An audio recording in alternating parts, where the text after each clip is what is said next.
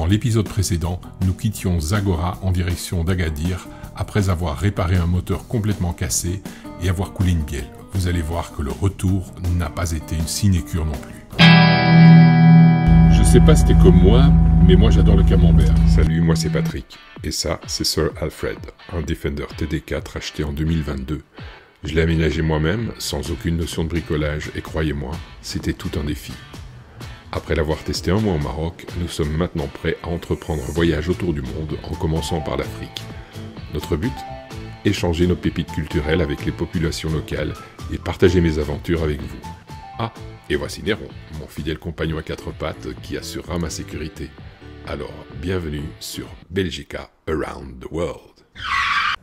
Nous revoici donc partis vers Agadir et au bout de 10 km, le sort s'acharne sur nous. Malheureusement, grosse fumée noire et revoilà Fred sur la dépanneuse.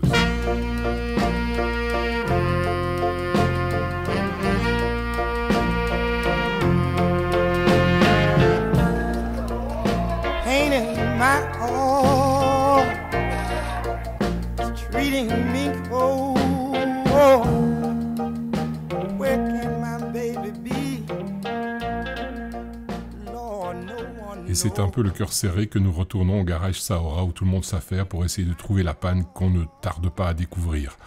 La pompe à huile qu'on avait tenté de dégripper s'est à nouveau coincée et malheureusement, elle a empêché l'huile de monter vers le turbo. Autrement dit, il faut changer la pompe à huile et changer le turbo. C'est ce que nous allons faire. Rapidement, Abdul sollicite tous ses contacts. Par WhatsApp, on vérifie si la pompe à huile qu'on a trouvée correspond bien à celle du Defender. Et il ne reste plus qu'à attendre. Et en attendant l'arrivée de ces pièces de Marrakech, retour au Riyad où on en profite pour se reposer un peu. Et puis je ne résiste pas à la tentation de vous faire découvrir l'art berbère que l'on peut trouver dans la boutique voisine du garage Sahara. La bienvenue mon ami au Maroc parce que toutes les choses que vous avez vues ici, c'est les choses qu'on a récupérées dans le désert. C'est les choses qu'ils ont fait par les femmes nomades, les femmes touaregs, les femmes bidouins. Et parce que dans les tapis ici, il y a les 5 qualités, 5 tribus différemment. Il y a les tapis berbères, les tapis nomades, les tapis bidouins, et les tapis touaregs et les tapis sahraouis. Parce que chaque tribu a un style différent que l'autre. Et ça, c'est les portes que vous avez vues ici, c'est les portes anciennes qu'utilisent les gens de la vallée d'Oudra dans les kasbahs fortifiés. Okay. Parce que dans les kasbahs, toujours on trouve les maisons avec les portes comme ça. Ouais. Ils ont travaillé avec le bois de tamaris, ça c'est l'os de dromadaire, et celui-là, ça c'est le sonnette, pour appeler les gens à l'extérieur. Ok. Voilà, ça c'est le sonnette. Et ça c'est les pièces, l'argent. Okay. Ça c'est vieux pièces. Ça c'est les miroirs berbères qu'on ouvre pour la dot de mariage. Ils ont travaillé avec le bois du Liban. Et ça c'est l'os de chameau aussi. Ça présente toujours le garda. Okay. Ça c'est pour mettre les nomades, le thé, le safran, le sucre. Et après on se met sur le dos de chameau. Ça c'est la louche berbère. C'est pour la cuisine. Pour faire qu'on fait la soupe. On mélange avec les épices comme ça pour cuire. Voilà, c'est pour mélanger tout ça. Ça, c'est la loge. Et ça, c'est les piquets des tentes. Parce que les tentes dans le désert, quand tu utilise les tentes dans le désert, on va poser les piquets sur les sables jusqu'à la moitié. Et après, on tâche avec une corde. S'il y a le vent, la tempête, ça ne tombe pas. D'accord, ok, oui. Ça, c'est les masques touareg. Okay. Ils ont travaillé avec le cuivre. Et ça, ce qu'on appelle le portable, que se met les nomades pour mettre leurs besoins, de l'argent, quelque chose. Ils ont travaillé avec le cuivre du dromadaire. Et ça, c'est les pots de bois. Le bois, c'est un snake qui se trouve dans l'Afrique. Ça, c'est le pot du bois. Okay. C'est un surpont que ça se trouve dans l'Afrique. Et on fait quoi avec les pots de bois? Ils ont fait avec ils ont travaillé faire le sabre. D'accord, ok. Pour faire le sabre comme ça et pour travailler avec des choses comme pour faire de décoration. Contre les ainsi que contre le scarabée. Le scarabée, oui. Ah oui, le scarabée. Mais ça, ça présente toujours les portes du grenouille. Parce que dans les kasbahs fortifiés, on trouve toujours les portes petits. Ça veut dire mettre pour la mouche arabe. C'est là que ça se voit les femmes à l'extérieur, ça se voit pas à l'intérieur. Ça, c'est les dessins de la fibule. La fibule, c'est un branche que t'as chez les femmes, leur costume, le jour de mariage. Et ça, c'est le fusil berbère, parce que les berbères, dans le jour de mariage, ils ont fait le fantasia. Ils ont mis la femme sur le cheval, et après, ils ont fait le barreau. Et ça, c'est le sac Touareg. Ça, c'est Touareg. Si vous passez par Zagora, je vous invite vraiment à visiter cette boutique, c'est un musée à elle toute seule. Je vous laisse profiter quelques instants des images du désert, une petite randonnée en solitaire, avant de retourner au garage pour retrouver Fred et reprendre la route.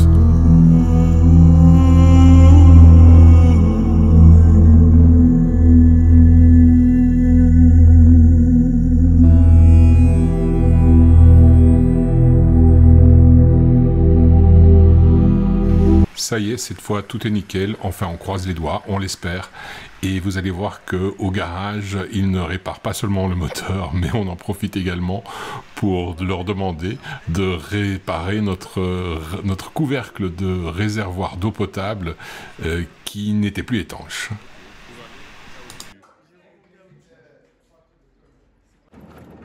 Ok, et on reprend donc la route pour Agadir, où on rencontre une route plutôt semi-désertique, une route assez intéressante d'ailleurs, et on va en profiter pour se reposer, non pas dans un riad, mais on va trouver un bivouac pour dormir dans une ferme locale où Sarah a simplement demandé l'hospitalité. On nous l'a offerte de grand cœur, et c'est avec grand plaisir que je vous explique comment ça s'est passé. En attendant, Sarah nous a préparé une excellente tagine marocaine. Vous allez également découvrir la préparation dans la vidéo. Nous aurons les papilles gustatives qui vont fonctionner. Et on se retrouve dès que la tagine est prête. A tout de suite, pilili pororo. Donc, on prépare un tagine de légumes et poulet. On a acheté les légumes, pommes de terre, des oignons, ce que vous voyez là. Et puis du poulet ici. Et on a aussi citron, olives, un petit peu de persil et des épices marocaines. On va mettre les épices, rajouter du persil et du l'ail. Là maintenant, on va mettre un petit peu de... Tu manges piquant? Là, on va mettre de la sauce, du harissa quoi. C'est pas beaucoup, ça va? Tac. Et puis il manque quoi? De l'huile, d'olive. Malheureusement, on n'a pas acheté l'huile marocaine, mais on a de l'huile espagnole. Tac. Là, c'est juste la sauce pour le poulet. Ok. On mettra les oignons toujours en bas dans le tagine pour protéger le poulet qui se brûle pas quoi. Et ça donne un goût très bon. Ça peut se brûler, ça. Oui, et c'est très bon quand c'est brûlé parce que ça se caramélise quoi. Et ça c'est des pommes de terre. Après vous pouvez mettre ce que vous voulez dans votre tagine au moment que vous voulez mettre un tagine ou faire un tagine aux légumes. Moi j'ai acheté ça. Je peux peut-être le couper en deux. J'ai pris 2 carottes ou une seule. Tac. Celle-ci en deux. Tac. Ce qui est cool avec le poulet, c'est que ça se cuit plus vite. Et quand tu mets là, Patrick il est en train de galérer à faire allumer le truc. Comment ça s'appelle ce que tu es en train de faire? Le réchaud colman. C'est un réchaud colman qui fonctionne à l'essence.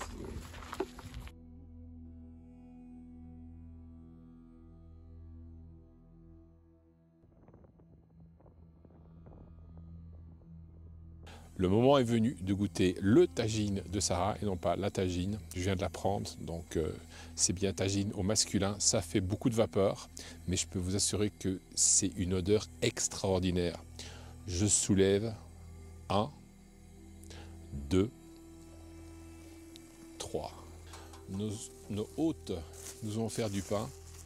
Alors, je ne sais pas comment ça se prononce. C'est... Comment tu dis? Tafelnant. Je pense que c'est comme ça, un pain pour deux. On dirait une pizza. Avec la tagine, c'est extraordinaire. On va se régaler. Allez, sur ce, à la prochaine.